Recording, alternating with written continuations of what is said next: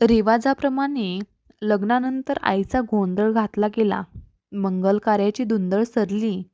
कार्याला आलेली मावळे मंडळी गावोगाव पांगली. भोसले कुळीची ठेव म्हणून पिवळ्या येसूबाईंना घेऊन पिलाजी राजे शिर्के शृंगारपुराकडे परतले. पौष मासाची अमावस्या तोंडावर आली. या अमावस्येला सूर्याला गिराण पडणार अशी बोलवा मावळ मुलखात उठली. प्रभाकर भटांनी पंचांग मांडून तिची खातरजमा करून घेतली. त्यांनी राजांना धर्मशास्त्राचा सल्ला दिला की तीर्थक्षेत्री जाऊन वस्त्रदान, धान्यदान, सुवर्णदान करून ग्रास पडणाऱ्या नारायणाची शांती करावी. राजांनी त्यासाठी तीर्थक्षेत्र महाबळेश्वर मनी धरले. फार दिवस मनी असलेली एक इच्छा या निमित्ताने राजे पूर्ण करणार होते. आपल्या मातुश्री आऊसाहेबांची आणि स्वराज्यासाठी चंदनखोडासारख्या झीज घेतलेल्या वृद्ध सोनोपंत डंबीरांची सुवर्णतुला राजे जोखणार होते. त्यांच्या भारा एवढे सोने दान करून सूर्याला ग्रासणाऱ्या राहू केतूंना गिऱ्हाण सोडीचं साकडे घालणार होते. राजांच्या आज्ञा सुटल्या. केशव नारायण सबनीस आणि मुजुमदार निळू सोनदेव यांनी सोनमोहराचे पेटारे हत्यारबंद धारकऱ्यांच्या पेहऱ्यात महाबळेश्वराच्या वाटेला लावले. प्रतापगडावरचे अर्जोजी यादव महाबळेश्वराच्या शिवालयासमोर सुवर्णतुलेच्या सज्जा उभारण्यासाठी पुढे गेले. शुभयोगावर राजांनी जिजाऊबाई साहेब, बाळ शंभूराजे, पुतळाबाई, सोनोपंत डंबीर आणि निवडक धारकर यांच्यासह राजगड सोडला. जिजाऊंना आणि सोनोपंतांना तुलादानाची कल्पना राजांनी दिली नव्हती. हटत्या हिवाळ्याचे साजरेपण अंगी मिरवणाऱ्या गर्द निळ्या वनराईत दडलेल्या तीर्थक्षेत्र महाबळेश्वरास खासे मेने ठाण झाले. हे स्थान शिवाचे होते. निसर्गाचे आपले अवघे शिवपण इथे मुक्त हस्ताने उधळले होते. राजांनी पुढे होत हातजोड देऊन मासाहेबांना मेनावतार केले. पाठोपाठ पुतळाबाई शंभूराजे मिन्यातून उतरले. सूर्य मावळतीला लागला होता. त्यांच्या लांबट किरणे फेकीत भोवतीचा परिसर देखणा दिसत होता. शंभूराजे भोवतीच्या मुलखाचे स्वरूपपण बघताच हरकून गेले. त्यांच्या उरात कसली तरी घालमेल उसळून उठू बघत होती. गरगर नजर फेकीत ते मिळेल तेवढे सारे डोळ्यात सामावून घेत पाहत होते. महाराजांच्या छातीवरचे कवड्याची माळ लयीत पण वाढत्या चालीनं वर खाली होऊ लागली. कानातले सोन चौकडे डुलू लागले. ही कसली उलागाल आहे त्यांचे त्यांनाच उमगेना. जखडत्या नजरेने ते समोर नुसते बघतच होते. त्यांना काहीतरी जाणवत होते, पण ते नीट पाखडता येत नव्हते. खांद्यावर पडलेल्या हातांनी त्यांना शंभूबाळ या साधेने ते भानावर आले. समोर आबासाहेब उभे होते. ते हसत म्हणाले, एवढं रोखल्या नजरेने काय बघता आहात बाळराजे? आम्ही 2 वेळा साद घातली. तुमचं ध्यान नव्हतं. शंभूराजे हसले. शिवलिंगाच्या त्या अवघ्या मुलखाच्या रोखाने हात फिरवीत म्हणाले, आम्ही हे सारं बघत होतो महाराज साहेब. हे डोंगर, हे आभाळ, पक्षी, झाडं आमच्याशी बोलू बघतायत असं आम्हास वाटलं. राजे ते ऐकून गंभीर झाले. बाळराजांचा खांदा थोपटीत म्हणाले, भाग्यवान आहात. झाडापेड्यांची बोलीभाषा कळायला योगाचं किंवा कवीचं मन लागतं. फार थोड्यांना ते मिळतं. शंभूराजांनी आबासाहेबांच्या कबळावरच्या आडव्या शिवगंधाकडे क्षणभर बघितले. राजे महाराजांना घेऊन तुलादानाची सिद्धता नजरेखाली घालण्यासाठी सज्जाकडे चालले.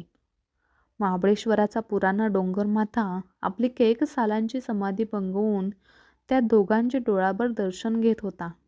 त्याला एक शिवयोगी आणि मराठा बोलीचा पहिला राजकवी दिसत होता. सूर्यग्रहणाचा तळमळता दिवस उगवण्याच्या खटपटीला लागला.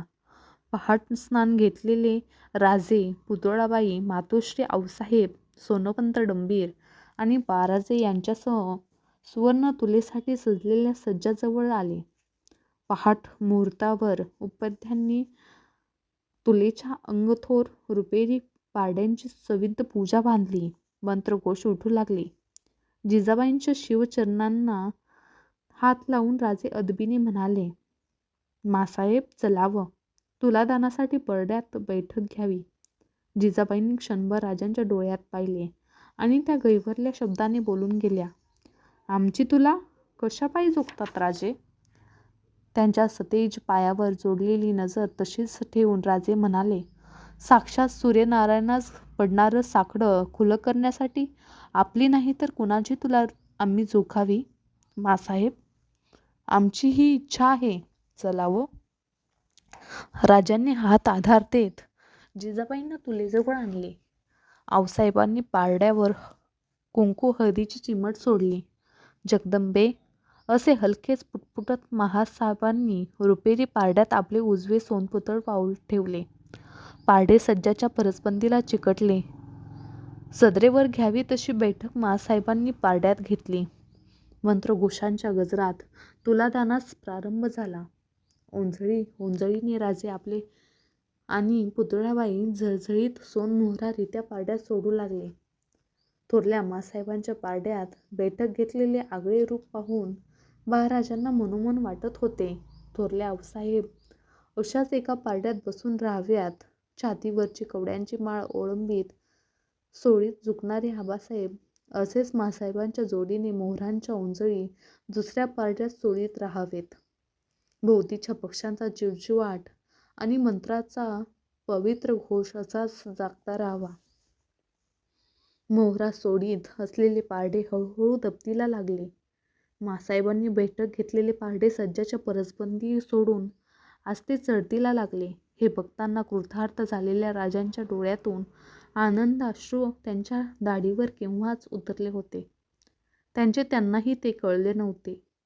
ओघोती पार करून आलेला सूर्य आपली कुणाची शान राखण्यासाठी आपल्या सोनसतेज किरणांनी ओंजळ मोहराच्या पारड्यात सोडून मोकळा झाला.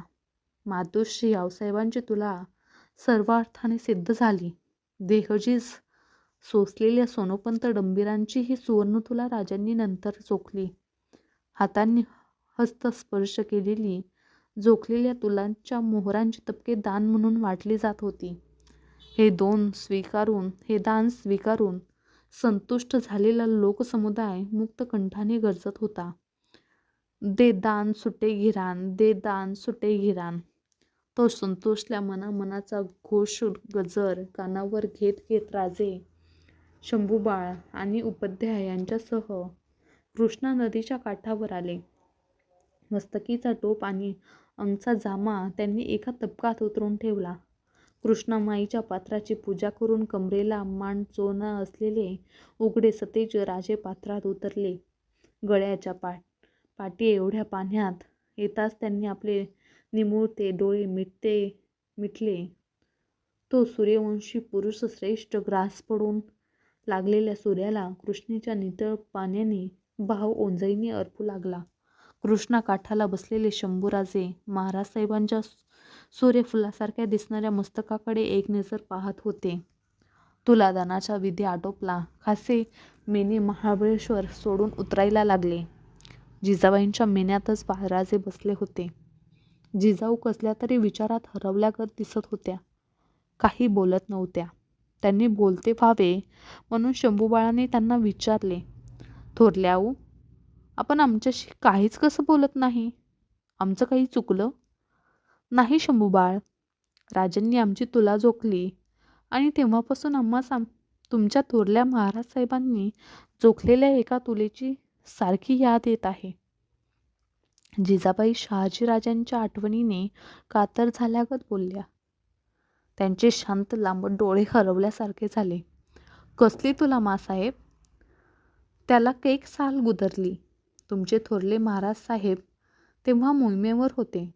स्वारींचा आणि आदिलशाही सरदार मुरार जगदेव यांचा तळ इंद्रायणी आणि भीमा यांच्या काठावर नांगरगावी पडला होता.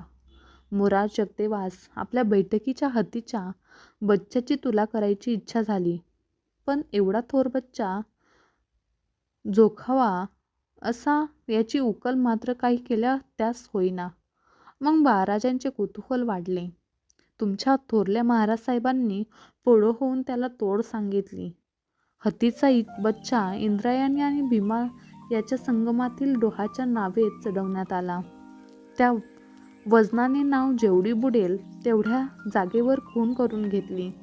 मग बच्चा उतरून त्या खुणेपर्यंत नाव डुबेल एवढे दगड धोंडे न्यावेत चढवले आणि त्या दगडाच्या भाराइतकं सोनं नानं दान करण्यात आलं. तेव्हापासून स्वारी रयत त्या नांगर गावास तुळापूर म्हणू लागले. शहाजी राजांचे चातुर्य आपल्या नातवाला सांगताना जिजाबाईंचा चेहरा उजळून निघाला होता. हत्तीच्या बच्च्याच्या तुलेची ती अजब कथा ऐकून शंभूराजांच्या डोळ्यासमोर एक दृश्य स्पष्ट खडे ठाकले. त्यांच्या मनोमनी हे फार आवडले. हे चित्र म्हणजे इंद्रायणी आणि भीमा या नद्यांचा संगम. त्या संगमाच्या डोहावर हिंदोळीला भली थोरली नाव आणि त्या नावेत चढविलेला हत्तीचा भला मोठा बच्चा. महाबळेश्वरावरून भोसले मंडळी राजगडी आले. मालवून जलदुर्ग पुरा झाल्याची वर्दी आली होती. राजांच्या मनी कर्नाटक प्रांतावर आरमारी स्वारी करण्याचा मनसुबा घर करीत होता. पण ते राजगड सोडू शकत नव्हते, कारण शहाजी राजांचे वर्षश्राद्ध तोंडावर आले होते.